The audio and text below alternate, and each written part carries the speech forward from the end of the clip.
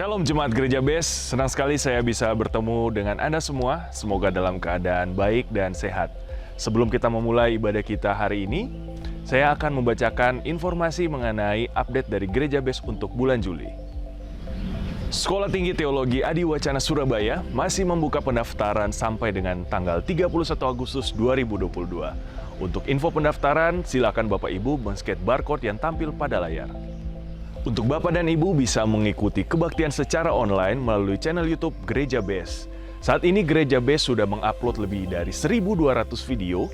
Silakan Bapak dan Ibu bisa bagikan bagi kerabat, saudara, atau rekan Anda sekalian. Dan untuk jadwal ibadah, silakan diakses melalui official Instagram Gereja BES, yaitu bestchurch.official atau melalui Iwarta Gereja.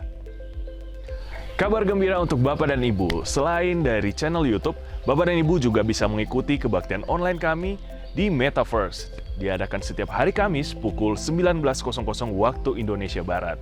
Untuk info lebih lanjut, silakan kunjungi akun Instagram kami. Selain itu, Gereja BES juga hadir di platform TikTok. Bapak dan Ibu bisa mengakses renungan-renungan singkat kami di platform TikTok dan juga musik-musik yang dapat membangkitkan iman kerohanian kita. Silakan Bapak dan Ibu bisa follow, like, dan juga share agar kita semua bisa menjadi berkat bagi sesama. Melalui video berikut, kami juga mengajak Bapak dan Ibu untuk berpartisipasi atau ikut dalam kebaktian kami via Zoom. Mari kita saksikan videonya. Shalom, kami sudah menyelesaikan KKR hari kedua yang luar biasa di The Sealer Bootcamp, yaitu di Bukit Doa Immanuel di Tretes. Luar biasa, saudaraku, antusias mereka sangat luar biasa. Sampai hari ini menunjukkan pukul 9 malam, dan mereka sangat luar biasa untuk mendengarkan firman Tuhan. Karena itu kami juga mengharapkan untuk Bapak Ibu juga boleh mengikuti program doa malam Gereja BES yang diadakan setiap hari Selasa dan Kamis pukul 21.30 via Zoom. Mari kita akan bersama-sama berkumpul, berdoa bersama, mendoakan banyak orang, dan memuji Tuhan. Dan saya percaya ketika doa orang benar, bila yakin didoakan, besar kuasanya. 1-2 orang berkumpul, maka Tuhan berada di situ. Karena itu mari datangi dan nikmati doa malam bersama program Gereja BES setiap Selasa dan Kamis pukul 21.30 WIB. Tuhan Yesus memberkati. Bagi Anda yang rindu memberikan persembahan atau perpuluhan, bisa menggunakan barcode yang tertera pada layar. Demikian informasi yang dapat saya sampaikan. Mari kita siapkan hati dan juga pikiran untuk menerima firman Tuhan. Selamat beribadah, Tuhan Yesus memberkati.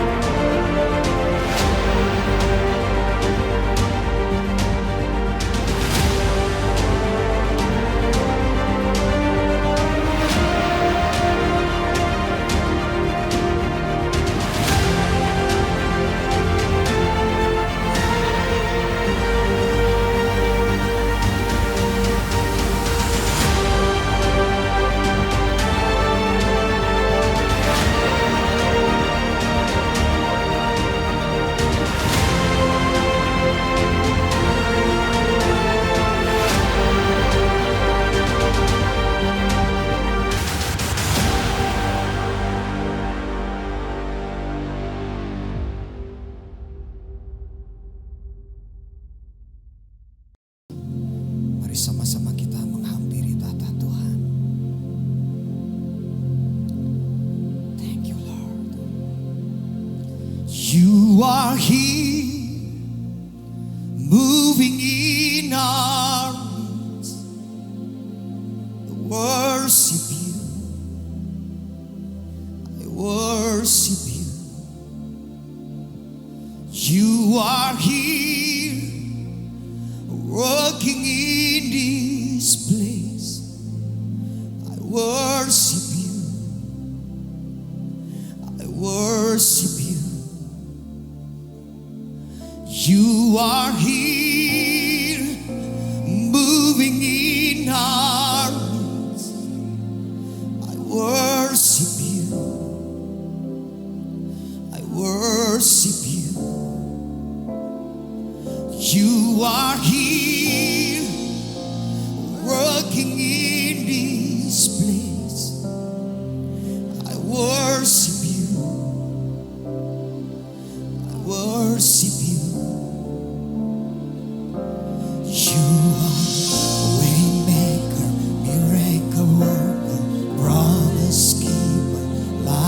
the darkness, my God, there is who you are.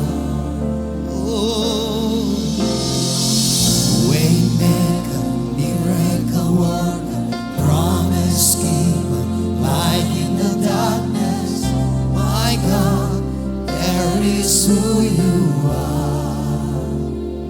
You are here, touching every heart. I worship you, yes, I worship you. You are here, healing every heart. I worship you, I worship you. You are here, turning lives around. I worship you, I worship you. You are here, mending every heart. I worship you, I worship you. Yes, amen. You are waymaker, miracle worker, promise keeper, light in the darkness. My God, there is who you are. Yes, you are. You are waymaker, miracle worker, promise keeper, light in the darkness. My God, there is who you are. Waymaker, miracle worker, promise keeper, light in the darkness. My God, yes you are, yes you are. Waymaker, miracle worker, promise keeper, light in the darkness. My God, there is who you are. There is who you are. Yes you are. There is who you are. Yes you are, there is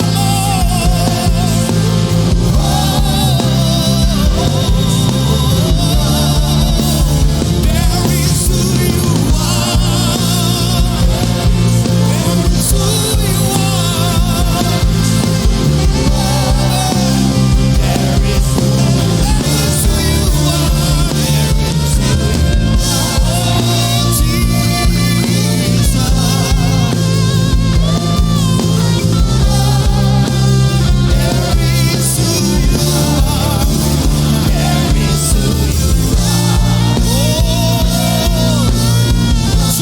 who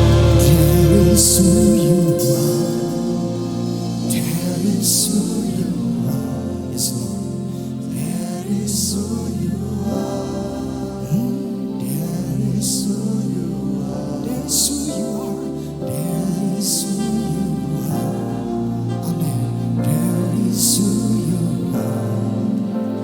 There is who you are. There is who you are. Jesus.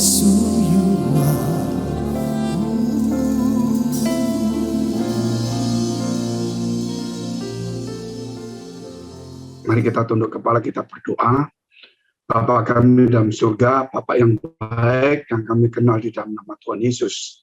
Terima kasih atas hari ini Tuhan telah memberi kepada kami satu hari lagi hidup. Biar hari ini kami persembahkan kepada Tuhan menjadi hari yang berkenan dan berkualitas. Biar Tuhan, biar setiap hari boleh menjadi hari yang berkualitas melalui perubahan dari diri kami, yaitu menjadi karakter Kristus dalam hidup kami. Perbarui segala pikiran kami, supaya pikiran kami bukan kepada duniawi, bukan kepada kegagalan, tapi pikiran kami kepada Kristus, di mana Tuhan, Engkau telah memanggil kami, memuliakan kami, memilih kami, dan akan mengangkat kami.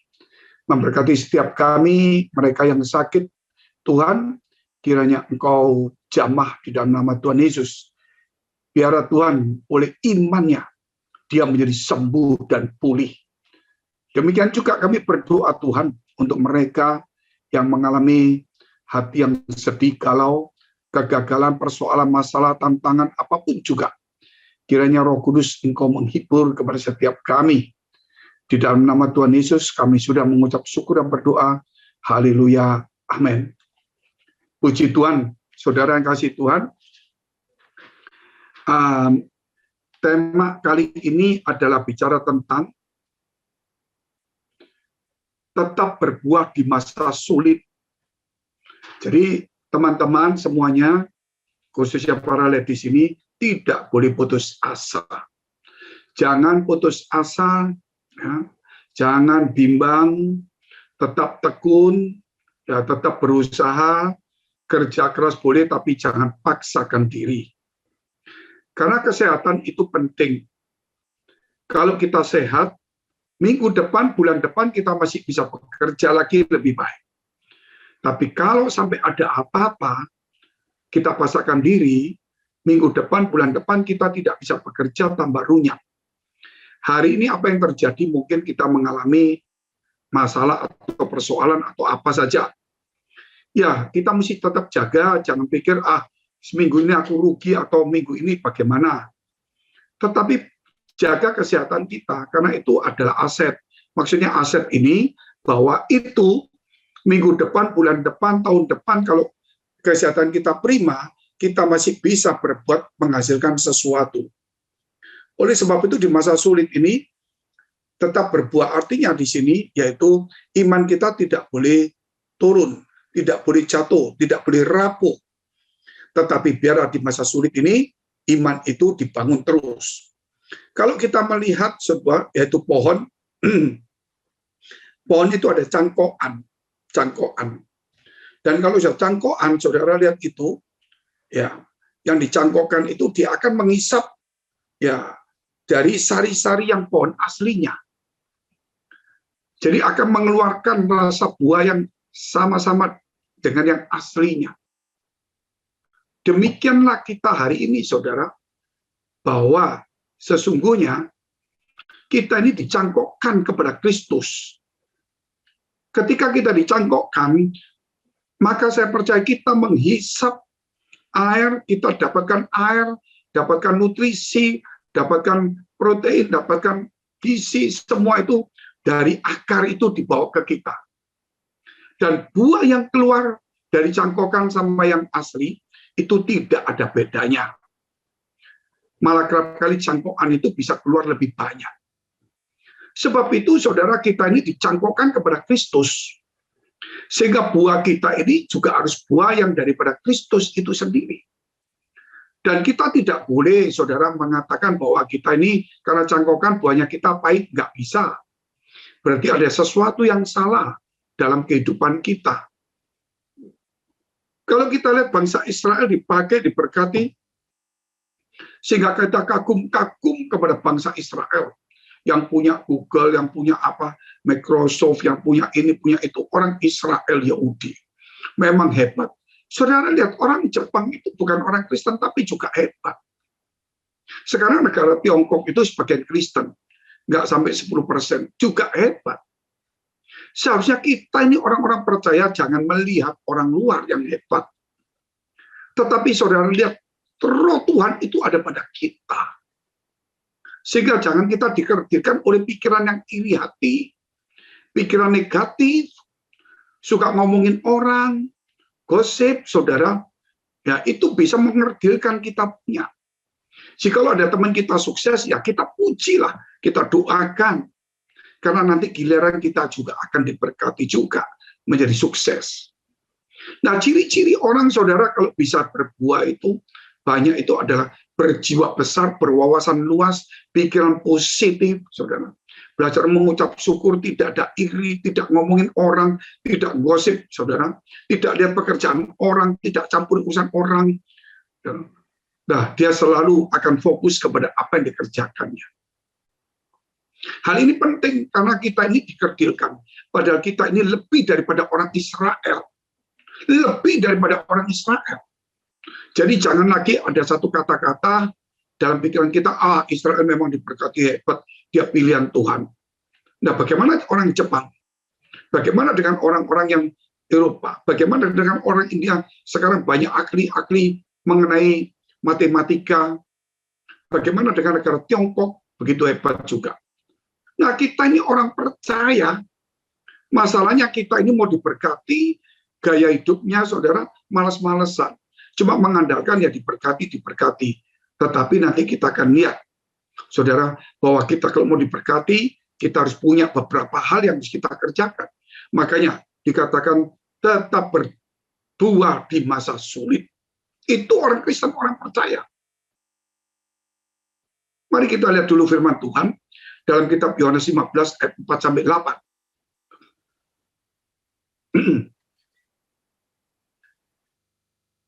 Yohanes 15 ayat 4-8. Tinggallah di dalam aku dan aku di dalam kamu. Sama seperti ranting tidak dapat berbuah dari dirinya sendiri kalau ia tidak tinggal pada pokok anggur. Demikian juga kamu tidak berbuah jikalau kamu tidak tinggal di dalam aku. Akulah pokok anggur dan kamulah ranting-rantingnya. Barang siapa tinggal di dalam aku dan aku di dalam dia, ia berbuah banyak. Sebab di luar aku kamu tidak dapat berbuat apa-apa. Berarti di dalam Tuhan, bersama dengan Tuhan. Ayat 6.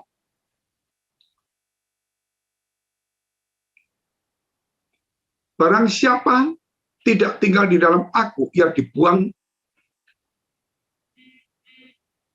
keluar seperti ranting dan menjadi kering, kemudian dikumpulkan orang dan dicampakkan ke dalam api lalu dibakar. Jikalau kamu tinggal di dalam aku dan firman-Ku tinggal di dalam kamu, mintalah apa saja yang kamu kehendaki dan kamu akan menerimanya. Dalam hal ini Bapakku dipermuliakan, yaitu jika kamu berbuah banyak, dan dengan demikian kamu adalah murid-muridku. Tuhan memberikan satu perumpamaan tentang pohon anggur, pokok anggur, dan ranting-rantingnya. Dan dikatakan kalau ranting itu tidak bisa berbuah apa-apa kalau tidak tinggal di dalam akar dan pohonnya itu. Sebab itu kalau kita keluar, berarti kita sudah tidak di pohon itu, berarti kita menjadi ranting kering. Jangankan berbuah, layu semuanya. Sebab itu tidak satu orang pun yang akan bisa hebat kita kalau keluar daripada hubungan kita dengan Tuhan. Sebab itu yang pertama, melekat kepada Kristus melalui 5 pilar. Melekat kepada Kristus melalui 5 pilar. Jangan tidak melekat, saudara. Kenapa tidak melekat? Ya karena kita belum nempel. Kita belum waktunya dibuka. Kalau cangkokan itu, saudara, ditempelkan, diikat, saudara. Ya, sampai lama, sampai dia menyatu. Nah, yang menyatu ini, saudara, sifat-sifatnya akan sama semua. Nah, kalau aku ke gereja, tapi on-off. Apalagi online ini dijadikan satu alasan untuk tidak ke gereja. Berarti kerinduannya itu tidak ada. Bisa jadi malas, bisa jadi kecewa, karena berkatnya nggak ada. Bisa lagi perasaannya tidak enak, bisa juga diberkati menjadi sibuk, bisa juga karena hobi, bisa juga mungkin karena ada tawaran, ada sesuatu kegiatan, pesta, atau apa, saudara. Mungkin juga dia merasa tidak nyaman di gereja. Kenapa, saudara? Mungkin, saudara, di situ dia punya sifat itu tidak bisa melebur dengan karakter orang-orang. Kenapa? Karena dia punya sifat sendiri. Kalau kita punya sifat Kristus, pasti kita melebur. Walaupun ada orang egois, kalau kita punya sifat Kristus, tetap melebur. Walaupun tidak 100%. Sehingga di gereja itu, setiap orang itu harus punya karakter Kristus, supaya melebur perbedaan, persoalan, masalah, urusan kecil, ketersinggungan, salah paham itu harus dibuang. Kalau mau menjadi orang besar.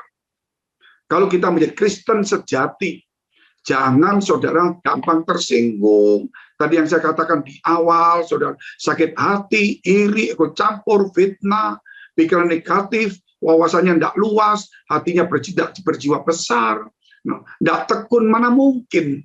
Saudara, kita ini pilihan Tuhan, bangsa pilihan. Memang Israel pilihan secara jasmani, tapi kita ini pilihan di dalam Kristus. Kalau Israel itu pilihan di dalam Abraham, sehingga dia harus disunat dan sebagainya. Tapi kalau kita ini pilihan di dalam Kristus, ciptaan baru, karakternya itu nomor satu diubah. Kalau pilihan dari Abraham ini sudah disunat, dia kerja apa, Tuhan janji mau diberkati, tapi penduduknya tidak banyak juga. Tetapi kalau pilihan, saudara, yang dari Kristus, itu beda. Dia harus punya karakter Kristus, karena menjadi ciptaan baru. Saudara, menjadi ciptaan baru itu luar biasa. Jadi tidak perlu ada lagi bicara soal sunat, saudara. Tetapi kita harus melekat dengan Tuhan. Melekat itu, saudara, bukan berarti tidur di gereja. Melekat itu aktivitas gereja, itu diikuti dengan baik. Aktivitas, semua program dan aktivitas diikuti baik. Nah, ini perlu, dan semua harus dengan ucapan syukur, dengan hati tulus dan ikhlas. Di mana dalam pelayanan itu kita harus melakukannya sama seperti kita kepada Tuhan. Tidak ada lagi perasaan iri, direndahkan, tersinggung, egois, itu sudah tidak boleh ada. Sebab itu 5 pilar kalau kita lihat itu, pertama itu ajaran Yesus. Itulah dikatakan kalau kamu berbuat banyak, maka kamu benar-benar adalah muridku. Berarti kita kalau murid Yesus, berarti kita harus kembali kepada ajaran Yesus. Bukan ajaran Musa. 10 hukum Allah itu sudah disempurnakan di dalam 2, yaitu kasihlah Tuhan Allahmu dengan segenap hatimu, segenap jiwamu, segenap akal budimu, dan kekuatanmu. Dan kasihlah sesamamu seperti dirimu sendiri. Sehingga apa yang ingin orang lain perbuat bagi kamu, perbuat lebih dulu kepada dia. Dan janganlah membalas kejahatan dengan kejahatan, tapi dengan kebaikan. Kasihlah musuhmu, hormatilah orang tuamu, hormatilah pemimpinmu. Itu luar biasa. Jadi sudah disempurnakan. Bahkan ada lebih banyak lagi. Saudara kalau mendengar gereja-gereja lain atau pendeta pengkhotbah, di zaman sekarang lebih banyak bicara motivasi.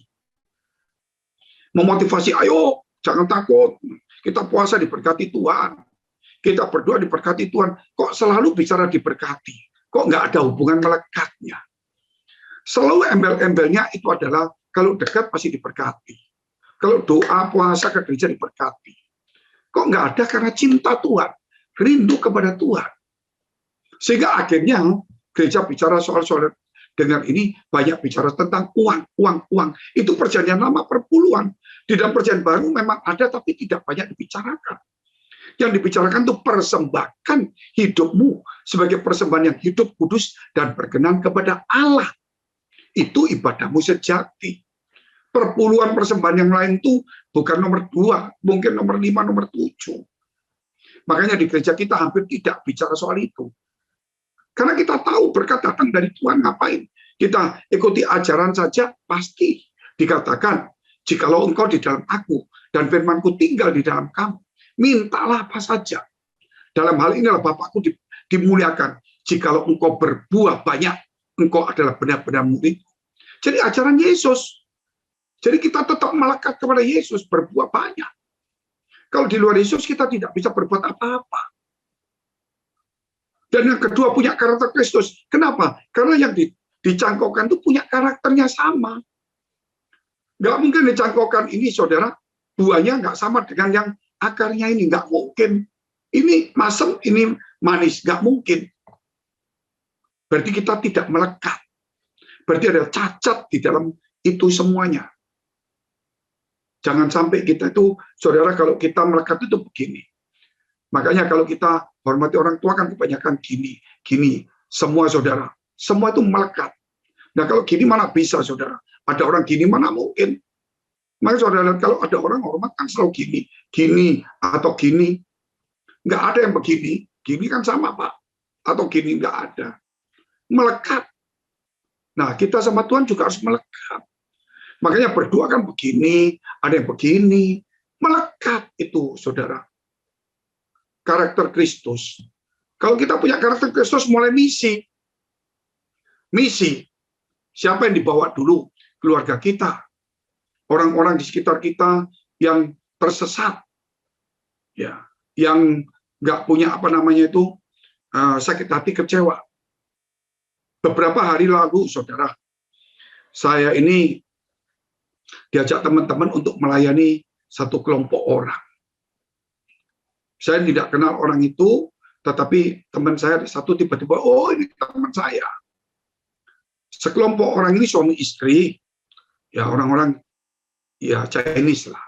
Tapi ya menurut saya Kristen, karena waktu kita layani kok mereka bisa nyanyi, bisa berdoa. Saya nggak tahu latar belakangnya. Cuma saya dikasih tahu bahwa ada yang namanya apa itu manifestasi.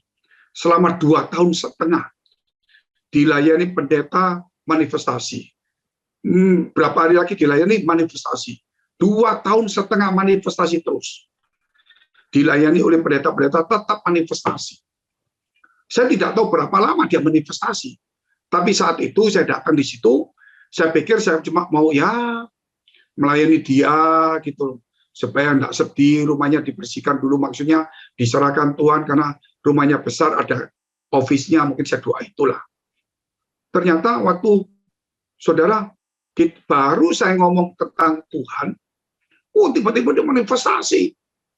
Sampai dia jatuh, satu tangan bau getar-gemeter semua, sampai waduh, matanya saudara, tangannya itu semua.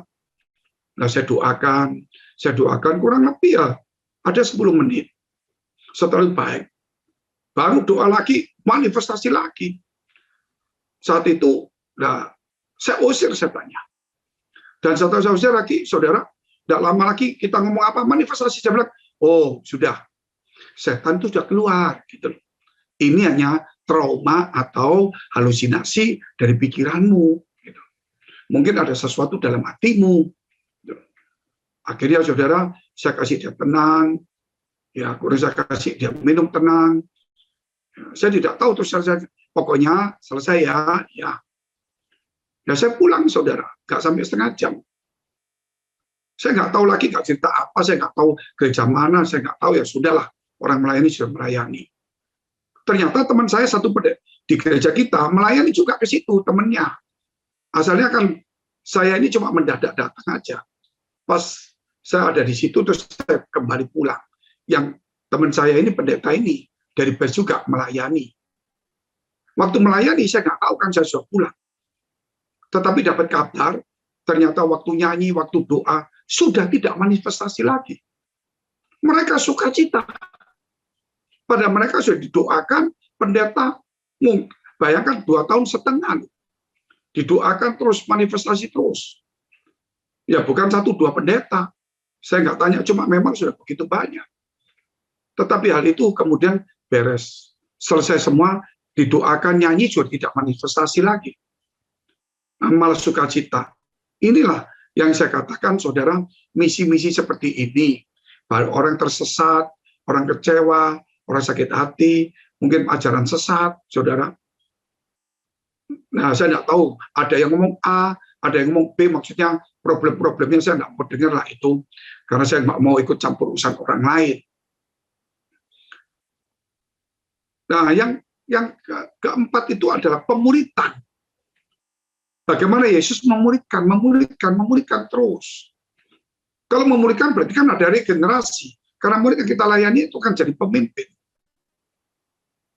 Makanya teman-teman di sini bukan cuma pelayanan, harus bisa menjadi mentor untuk melayani temannya.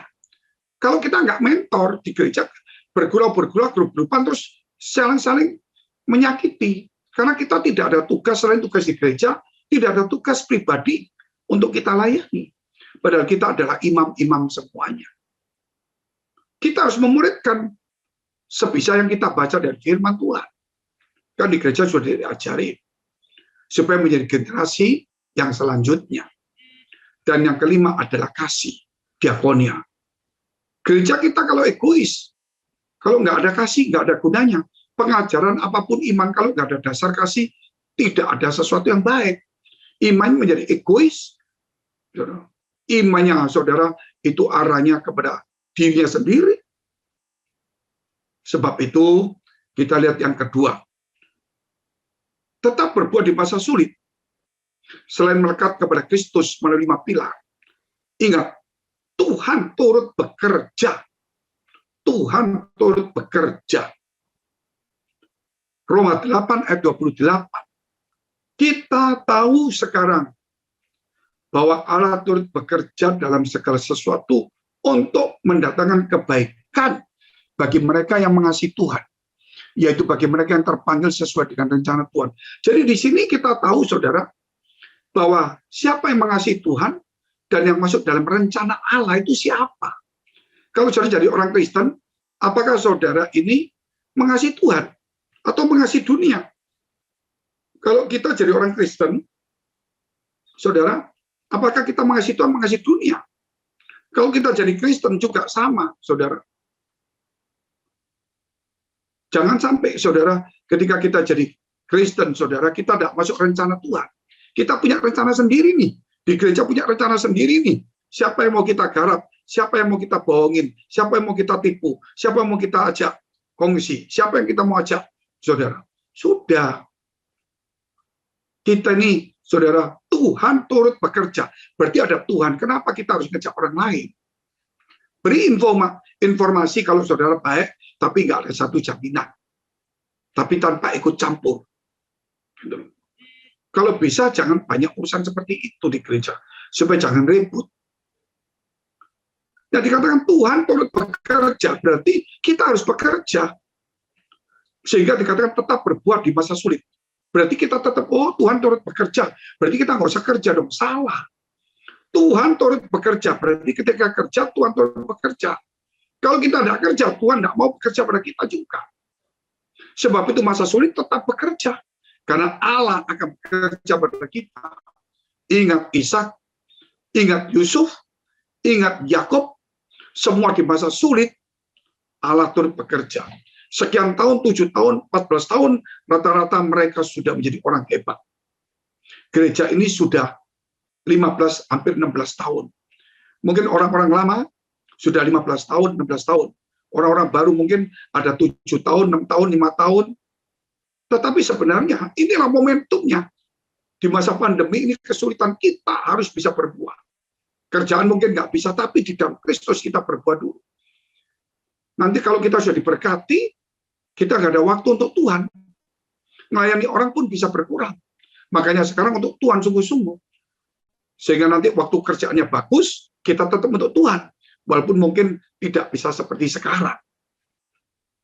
Saudara, tetapi mungkin lebih efektif gitu. Sekarang lebih banyak waktu. Next time mungkin waktu tidak banyak tetapi efektif, efisien. Tuhan turut bekerja itu tidak main-main. Saya ajak saudara untuk lihat Efesus 3 ayat 20. Bagi dialah yang dapat melakukan jauh lebih banyak dari apa yang kita doakan atau pikirkan. Seperti yang ternyata dari kuasa yang bekerja di dalam kita. Jadi bagi dialah, saudara, yang dapat melakukan jauh lebih banyak daripada yang kita doakan atau pikirkan. Seperti yang ternyata dari kuasa yang bekerja di dalam kita. Itu saudara biasa, luar biasa enggak? Jadi dia melakukan jauh lebih banyak daripada apa yang kita kerjakan, ya kita doakan, kita pikirkan. Berarti saudara kita tetap doakan, kita tetap pikirkan, kita tetap bikin rencana, kita tetap bekerja. Tapi nanti Tuhan turut bekerja mendatangkan kebaikan bagi orang yang mengasihi Tuhan dan masuk rencana. Jadi kita harus mengasihi Tuhan di gereja, kita masuk rencana Tuhan, kita tetap bekerja, kita tetap berdoa, kita tetap berencana. Dari situ Tuhan akan turut bekerja dan lebih banyak daripada apa yang kita pikirkan, apa yang kita doakan, apa yang kita lakukan, apa yang kita rencanakan. Jadi kalau kita tidak mengasihi Tuhan, tidak masuk rencana Tuhan, bagaimana Tuhan turut bekerja? Kalau kita sudah masuk rencana Tuhan, kita mengasihi Tuhan, terus kita tidak mau bekerja, bagaimana? Kita harus tetap bekerja. Walaupun kita mengasihi Tuhan, walaupun kita masuk rencana Tuhan, tetap bekerja, tetap berdoa, tetap memikirkan, tetap berencana, tetap berusaha. Ini harus dikerjakan. tetapi nanti Tuhan buat yang lebih baik. Jangan saudara, oh Tuhan bekerja kok lebih banyak, kita nggak usah doa. Justru kita doa sekarang. Supaya nanti apa yang kita doakan dan apa yang dihasilkan, itu jauh berbeda. Dan lebih baik yang datang dari Tuhan, dari apa yang kita doakan. Dan lebih hasilnya lebih baik dari Tuhan, daripada apa yang kita usahakan. Saya kasih satu contoh. Ada seorang bapak tua di kereta api. Dan di depannya itu ada seorang ibu dengan anaknya kecil. Bapak ini dalam hatinya ingin ngomong tentang Tuhan terus, itu saudara. Nggak bisa ditahan.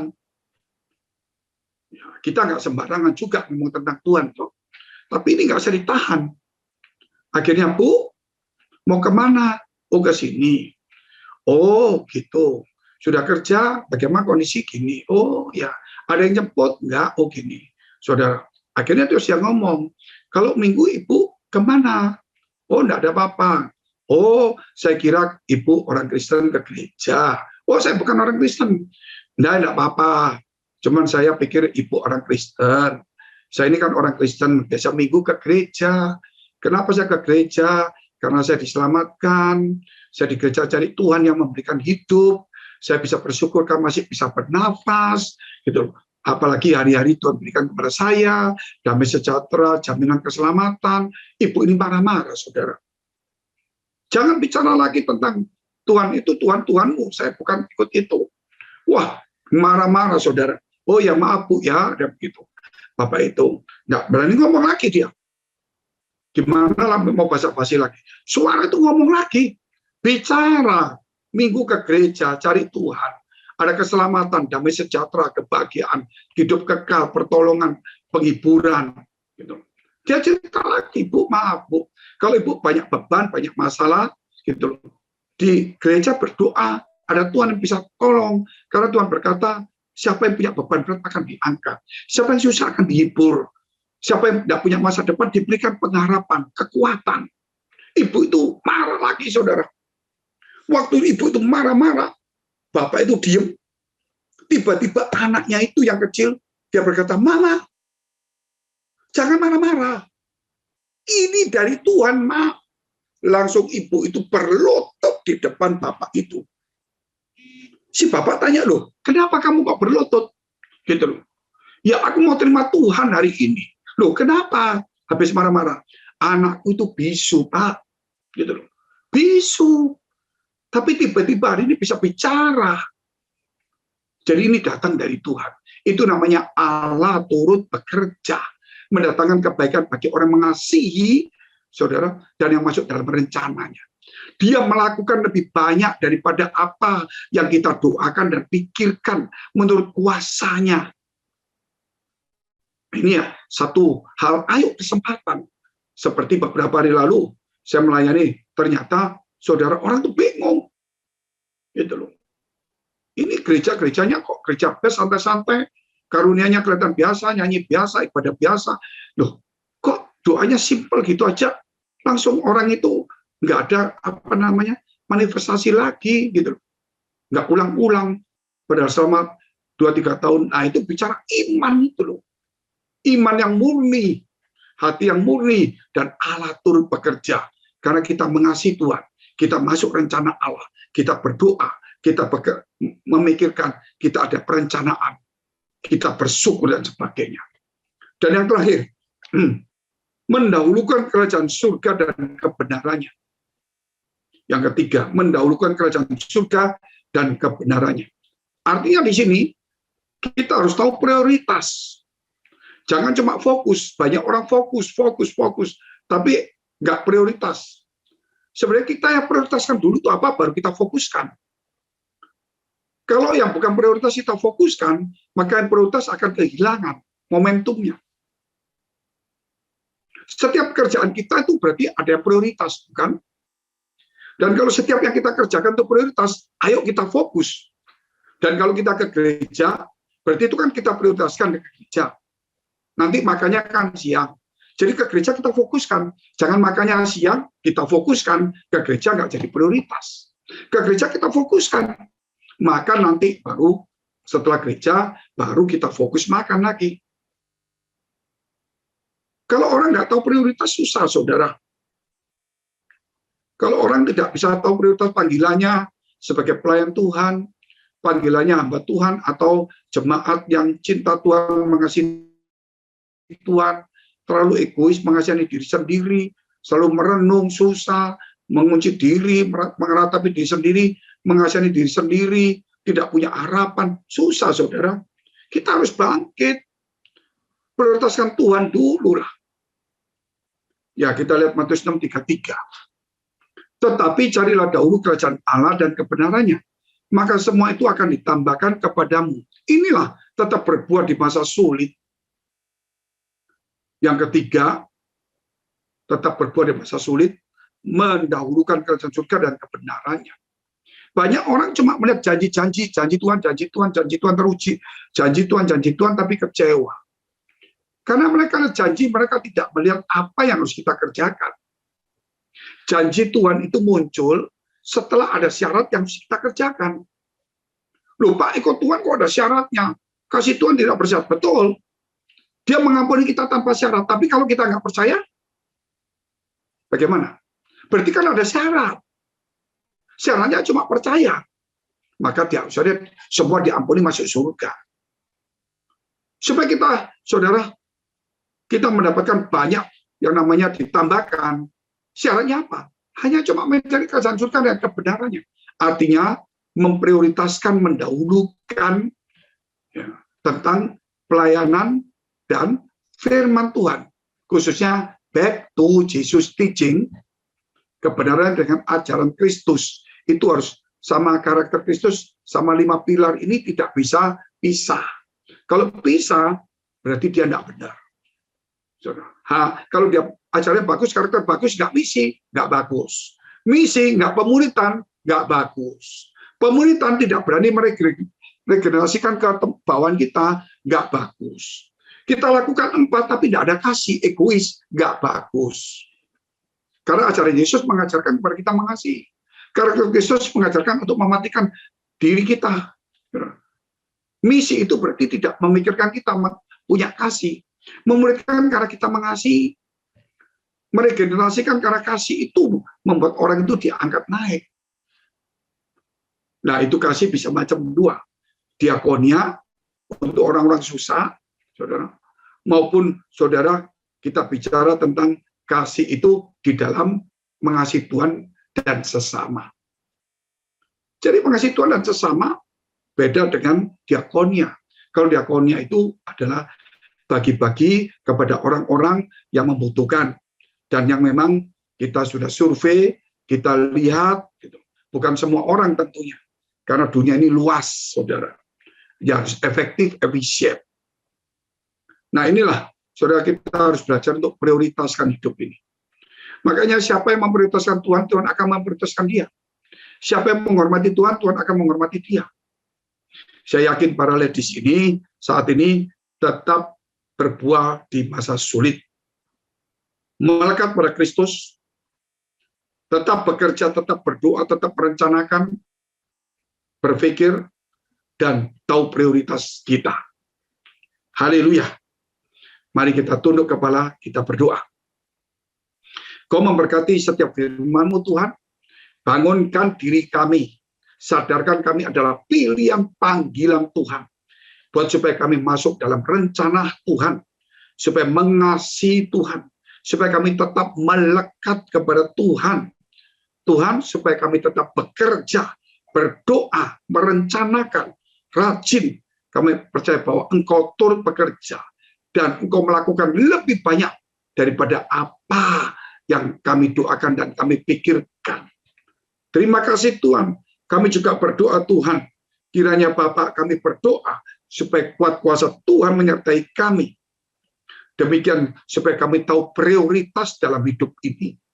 Bahwa setiap orang satu hari akan mati, Tuhan akan meninggalkan dunia ini. Mungkin juga diangkat.